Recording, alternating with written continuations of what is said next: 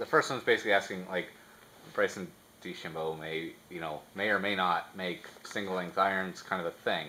What are the design challenges and whatnot if those become a thing to obviously properly gap your set, maintain the proper spin and landing angle characteristics and so on?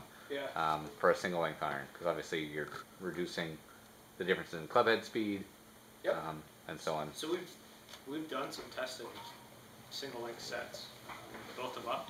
We've done some testing, kind of looked at the challenges and the performance benefits and drawbacks. I'll let Corey speak to this a little bit too, because I know it's something he's thought about quite a bit. But I'll talk, we'll talk about Bryson and his swing and all that neat stuff. But the big challenge with the single leg set is the long irons just, they get off this high off the ground. It's just really hard to get a club of that loft, off the ground with a shorter shaft. And that progression of length and loft has been iterated on, over the years. And we continue to iterate on it. But when you go the extreme and kind of go single length, obviously trying to swing weight and things are a challenge. And the idea there is to have a constant, so we talk about moment of inertia of the head. You want a constant moment. The philosophy is to have a constant moment of inertia, of the club. So every club kind of swings the same. So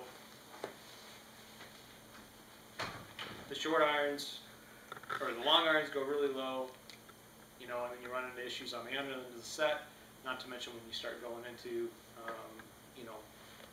the metal woods, also running into challenges of people kind of, swing one versus the other. I don't know, Corey, do you have some other thoughts on?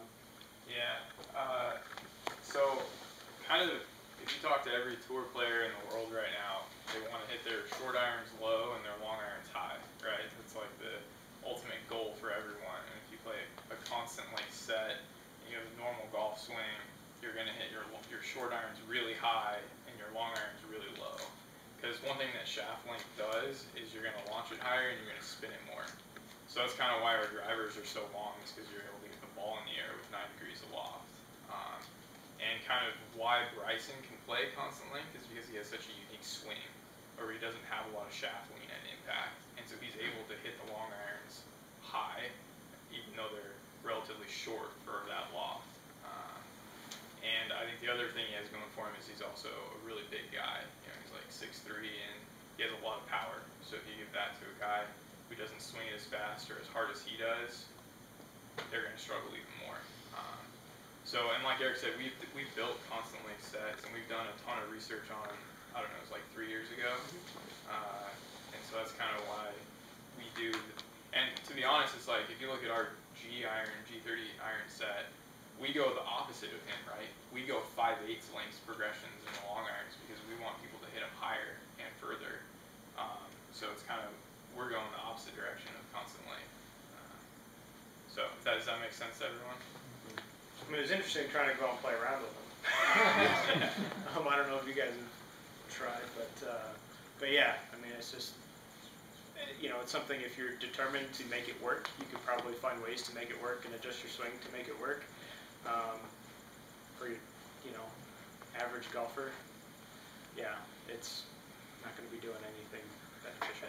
That 4-iron was the best wind club I've ever hit, though. Bullet. How much do you guys work with? Who is your graphite shaft guys? Who do you? Who's for your stock? For your stock shafts, how much do you work with them when you come up with, especially a new driver head and stuff, but to fine tune like your stock shaft for the characteristics of the driver head? So typically when we kind of set out to design a shaft, we're the ones, we look at all the different specifications that we want. So we have a full knowledge base of, you guys stepped into Enzo, and so we have documents that outline, well, what's the effective torque on performance, what's the effective shaft CG on performance, what's the effective tip flex. And so when we set out to design a shaft, we have a lead shaft engineer here. He used to work at Aldola. And so we sit down and we spec out what we want. And we just say, all right, you guys go make it. And so we take the lead on our shaft designs, and based on the knowledge that we have, understand the type of properties that we're looking for. And once we understand and have defined those properties, then we work with the shaft manufacturers to make it work, right? And not just performance, but we need to take into account durability, and feel, and all those different aspects. And so we do a lot of shaft research here, and document that shaft research and leverage that shaft research in our designs. So as we, the high balance point shaft, I think G15 was the first driver with the high balance point shaft we introduced, and that allows us to put more weight in the head, keep swing weight the same, and allow people to deliver more mass to the ball at the same club head speed. And so that was something that we really worked on, and now, I don't know if you look at the climate of shafts right now, but counterbalance shafts are becoming